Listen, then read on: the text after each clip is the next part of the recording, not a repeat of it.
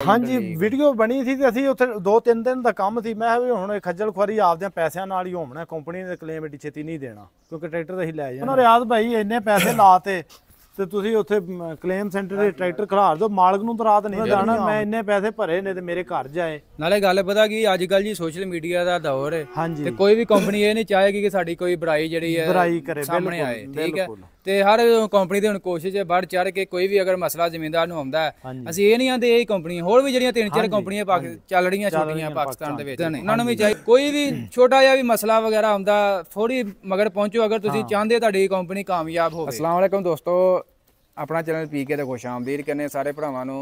ਦੋਸਤੋ ਅੱਜ ਤੋਂ ਤਕਰੀਬਨ 4-5 ਦਿਨ ਪਹਿਲਾਂ ਮੈਂ ਵੀਡੀਓ ਪਾਈ ਸੀ 385 4 wheel drive power unit leak ਹੋਇਆ ਸੀ। ਤਕਰੀਬਨ ਇਹ ਉਹੀ ਟਰੈਕਟਰ ਹੈ, ਇਹਦੀ ਉਹਨਾਂ ਸ਼ੋ ਵਗੈਰਾ ਚੇਂਜ ਕੀਤੀ ਹੈ, ਸਾਰਾ ਕੁਝ ਇਹਦਾ ਚੇਂਜ ਵਗੈਰਾ ਕੀਤਾ ਤੇ ਭਾਈ ਹੁਣੀ ਕਹਿ ਰਹੇ ਕਿ ਕੰਪਨੀ ਨੇ ਭਾਈ ਸਾਡੇ ਘਰ ਆਉਣ ਤੋਂ ਪਹਿਲਾਂ ਹੀ ਸਾਨੂੰ ਕਾਲ ਕਰ ਦਿੱਤੀ ਸੀ ਵੀ ਹਾਂਜੀ ਕਿੱਥੇ ਆਉਣਾ। ਬਾਕੀ ਗੱਲਬਾਤ ਮਜ਼ੀਦ ਉਹਨਾਂ ਨਾਲ ਹੀ ਕਰਦੇ ਹਾਂ। अस्सलाम वालेकुम जी। वालेकुम अस्सलाम। ਕੀ ਹਾਲ ਭਾਈ, ਠੀਕ ਠਾਕ ਹੋ? ਜੀ ਅਲਹਮਦੁਲਿल्लाह। ਇਹ ਪਾਵਰ ਯੂਨਿਟ ਲੀਕ ਹੋਇਆ ਸੀ ਤੇ ਕੀ ਅੱਗੋਂ ਕੋਈ ਬਣਿਆ, ਕੰਮ ਠੀਕ ਹੋ ਗਿਆ? ਭਾਈਜਾਨ ਜਦੋਂ ਕੰਪਨੀ ਨੇ ਸਾਨੂੰ ਟਰੈਕਟਰ ਡਿਲੀਵਰ ਕੀਤਾ ਹੈ ਕੰਪਨੀ ਚੋਂ ਬਾਹਰ ਕੱਢਣਾ ਸਾਰ ਇਹਦਾ ਰਿਆਜ਼ ਭਾਈ ਦੇ ਸ਼ੋਰੂਮ ਤੇ ਆਉਂਦਿਆਂ ਤਿਕਰਾਂ ਦੀ ਯੂਨਿਟ ਲੀਕ ਹੋ ਗਈ। ਠੀਕ ਹੈ ਤੇ ਉਧਰੋਂ ਤੁਸੀਂ ਆ ਗਏ ਜੀ ਜੀ ਵੀਡੀਓ ਬਣਾਈ ਹੈ ਮੁਕੰਮਲ ਤੇ ਮੈਂ ਟਰੈਕਟਰ ਉੱਥੇ ਰਿਆਜ਼ ਭਾਈ ਕੋਲ ਛੱਡ ਕੇ ਆਪ ਘਰ ਆਇਆ ਤੇ ਮੈਨੂੰ ਕਾਲ ਆ ਗਈ ਕੰਪਨੀ ਤਰਫੋਂ ਕਿ ਭਾਈ ਜਾਨ ਟਰੈਕਟਰ ਕਿੱਥੇ ਜੇ।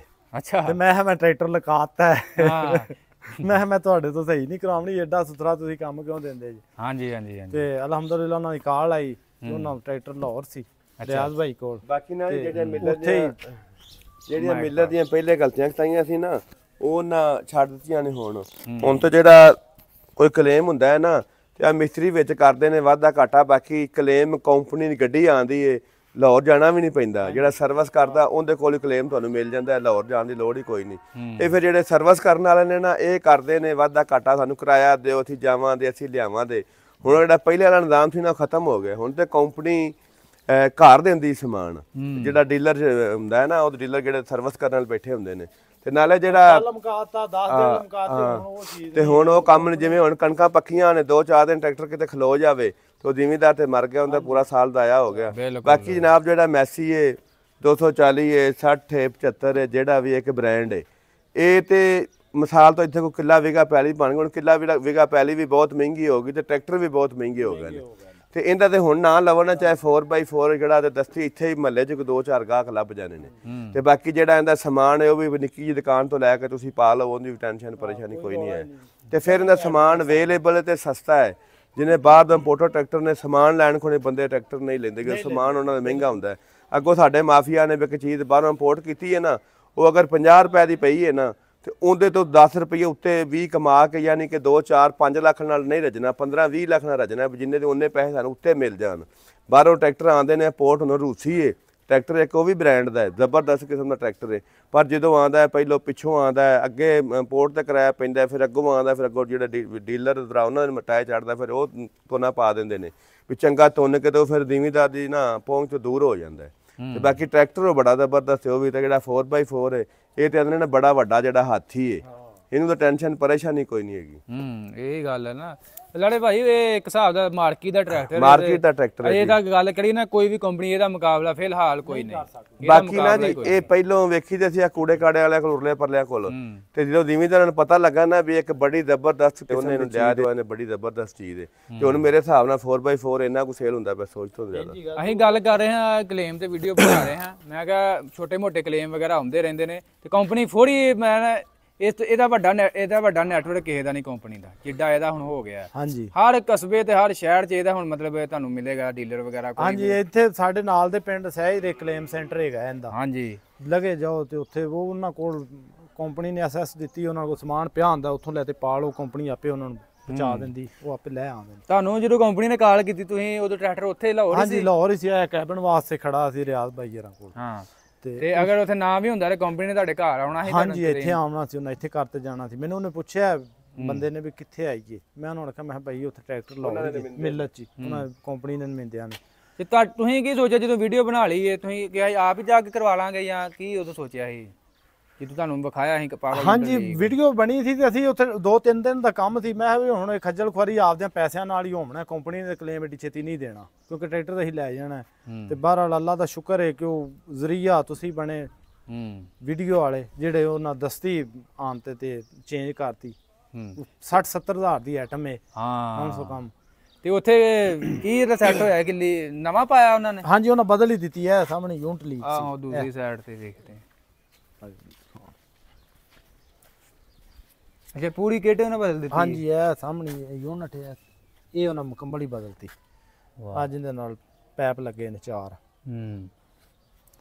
ਆ ਜੀ ਗੱਲ ਜਿਹੜਾ ਨਾ ਕੰਪਨੀ ਉਹ ਪਹਿਲਾਂ ਕੱਲ ਨਹੀਂ ਹੈਗੀ 10-10 15-15 ਦੇ ਜ਼ਿਮੀਦਾਰ ਲੰਮਕੇ ਰਹਿਣਾ। ਹਾਂ ਹੁਣ ਤੇ ਜਨਾਬ ਦਸਤੀ ਕਲੇਮ ਦਿੰਦੇ ਨੇ ਦਸਤੀ ਔਰ ਕੰਪਨੀ ਕੋਈ ਚੀਜ਼ ਨਹੀਂ ਲੈਂਦੀ ਹੁੰਦਾ ਨਾ ਬੰਦਾ ਕਲੇਮ ਹੁੰਦਾ ਤੇ ਕੋਈ ਪੈਸੇ ਲੈਂਦੇ ਨੇ ਕੋਈ ਚੱਕਰ ਨਹੀਂ ਹੈਗਾ। ਆ ਜਿਹੜੇ ਨੇ ਨਾ ਵਰਕਸ਼ਾਪਾਂ ਵਾਲੇ ਇਹ ਫਿਰ ਜਿਹੜੇ ਨਾ ਜ਼ਿਮੀਦਾਰ ਨੂੰ ਥੋੜਾ ਪਾਉਂਦੇ ਹਾਂਜੀ ਇਹ ਅੱਗੇ ਪਿੱਛੇ ਕਰਦੇ ਨੇ ਕੰਪਨੀ ਲੇਟ ਬਾਕੀ ਕੰਪਨੀ ਜਿਹੜੀ ਨਾ ਕੰਪਨੀ ਲੇਟ ਨਹੀਂ ਕਰਦੀ ਸਮਾਨ ਵਰਕਸ਼ਾਪਾਂ ਦੇ ਅਵੇਲੇਬਲ ਪਿਆ ਹੁੰਦਾ ਇਹ ਨਹੀਂ ਹੈਗਾ ਵੀ ਉੱਥੇ ਲਾਹੌਰ ਜਾਓ ਉੱਥੋਂ ਜਾ ਕੇ ਲਿਆਓ ਲਾਈਨ 'ਚ ਲੱਗੋ ਚ ਕੋਈ ਚੱਕਰ ਨਹੀਂ ਹੈਗਾ। ਬਾਕੀ ਕੰਪਨੀ ਨਾਲ ਕੰਪਨੀ ਤੱਕ ਗੱਲ ਪਹੁੰਚਦੀ ਜਾਏ ਤੇ ਹੁਣ ਜ਼ਿਮੀਦਾਰ ਨੂੰ ਕੰਪਨੀ ਨੇ ਬਹੁਤ ਜ਼ਿਆਦਾ ਸਹੂਲਤਾਂ ਦਿੱਤੀਆਂ ਨੇ ਔਰ ਉਹਨਾਂ ਦੀ ਗੱਡੀ ਆਂਦੀ ਜ਼ਿਲ੍ਹੇ ਵਾਈਜ਼ ਜਿਹੜਾ ਸਮਾਨ ਖਰਾਬ ਹੋਣਾ 2-3 ਦਿਨ ਬਾਅਦ ਸਾਰਾ ਲੈ ਜਾਣਾ ਅੱਗੋਂ ਨਵਾਂ ਹੋਣਾ ਸਮਾਨ ਜਿਹੜਾ ਖਰਾਬ ਹੋਣਾ ਦੇ ਜਾਣਾ। ਤੇ ਹੁਣ ਇਹ ਨਹੀਂ ਹੈਗਾ ਵੀ 2-4 ਦਿਨ ਟਰੈਕਟਰ ਖੁੱਲਾ ਰਹਿਦਾ ਨਹੀਂ ਹੁਣ ਤਾਂ 10 ਹੀ ਕਲੇਮ ਹੋ ਜਾਂਦਾ ਕੋਈ ਮੁਸ਼ਕਲ ਗੱਲ ਨਹੀਂ ਹੈ। ਵੇਖੋ ਨਾ ਰਿਆਜ਼ ਭਾਈ ਇੰਨੇ ਪੈਸੇ ਲਾਤੇ ਤੇ ਤੁਸੀਂ ਉੱਥੇ ਕਲੇਮ ਸੈਂਟਰ ਦੇ ਟਰੈਕਟਰ ਖਲਾਰ ਦਿਓ ਮਾਲਕ ਨੂੰ ਤਾਂ ਰਾਤ ਨੀਂਦਰ ਨਹੀਂ ਆਉਣੀ ਉਹਨਾਂ ਦਾ ਨਾ ਮੈਂ ਇੰਨੇ ਪੈਸੇ ਭਰੇ ਨੇ ਤੇ ਮੇਰੇ ਘਰ ਜਾਏ।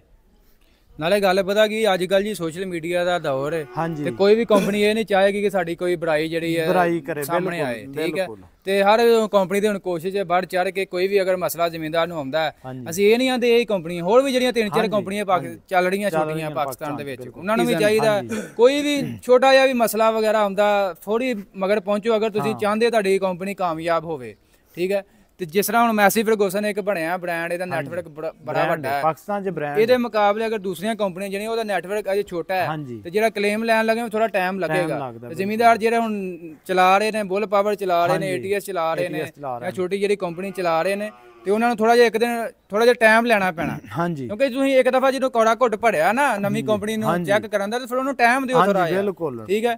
ਹੁਣ ਜਿਸ ਤਰ੍ਹਾਂ ਇਹਦਾ ਹੁਣ ਬ੍ਰਾਂਡ ਅਸੀਂ ਤੇ ਆਨੇ ਹੋਰ ਕੰਪਨੀਆਂ ਹੁਣ ਪਾਕਿਸਤਾਨ ਦੇ ਵਿੱਚ ਤੇ ਕੰਪੀਟੀਸ਼ਨ ਬਣੇ ਕੰਪੀਟੀਸ਼ਨ 'ਚ ਜਾਣ ਤੇ ਕੰਪੀਟੀਸ਼ਨ ਐਵੇਂ ਬਣਨਾ ਹੈ ਤੁਹਾਨੂੰ ਪਤਾ ਬੜੀਆਂ ਛੋਟੀਆਂ ਗਲਤੀਆਂ ਹੁੰਦੀਆਂ ਨੇ ਕੋਈ ਮਸਲਾ ਹੋ ਵੀ ਜਾਂਦਾ ਹੈ ਆ ਮਿਲਤ ਨੇ ਵੀ ਆ ਡਿਲਕਸ ਮਾਡਲ ਜਿਹੜਾ ਕੱਢਿਆ ATS ਦੇ ਬੜੇ ਜਿਹੜੇ ਵੇਖ ਤੇ ਉਹਦੀਆਂ ਚੀਜ਼ਾਂ ਇਧਰ ਫਿੱਟ ਕੀਤੀਆਂ ਨੇ ਪਹਿਲੇ ATS ਅਗਰ ਨਾ ਆਉਂਦਾ ਤੇ ਹੋ ਸਕਦਾ ਮਿਲਤ ਡਿਲਕਸ ਵੀ ਨਾ ਦਿੰਦੀ। ਬਿਲਕੁਲ ਜੀ ਇਸੇ ਤਰ੍ਹਾਂ ਨਾ ਡਿਲਕਸ ਨੂੰ ਲਿਆਉਣ ਵਾਲੀ ATS ਹੈ ਭਾਜੀ ਗੱਲ ਪਤਾ ਕੀ ਇੱਥੇ ਮੈਂ ਗੱਲ ਕਰਾਂਗਾ 50 ਸਾਲ ਹੋ ਗਏ ਅਸੀਂ 10 ਪਿਛਲੇ ਛੱਡ ਦੇਨੇ ਜੀ 50 ਸਾਲ ਕਹਿੰਦੇ 50 ਸਾਲ ਸਾਡਾ ਜ਼ਿਮੀਂਦਾਰ ਉਸੇ ਤਰ੍ਹਾਂ ਲਈ ਜਾ ਰਿਹਾ ਕੰਪਨੀਆਂ ਨੇ ਸਾਡੇ ਵਿਕਣ ਦੇ ਸਾਨੂੰ ਲੋੜ ਹੀ ਕੋਈ ਨਹੀਂ ਇਹਦਾ ਨੱਟ ਵੀ ਇਜ਼ਾਫੀ ਲਾਉਣ ਭਾਈ ਜਾਨ 50 ਸਾਲ ਤੋਂ ਜਿਹੜਾ ਸਟੀਅਰਿੰਗ ਆ ਰਿਹਾ ਉਹ ਜਿਹੜਾ ਬ੍ਰੇਕ ਪੈਡਲ ਆ ਰਿਹਾ ਉਹ ਜਿਹੜਾ ਟੈਂਕੀ ਦਾ ਢੱਕਣ ਆ ਰਿਹਾ ਉਹ ਜਿਹੜੀ ਲਾਈਟ ਆ ਰਹੀ 50 ਸਾਲ ਤੋਂ ਉਹ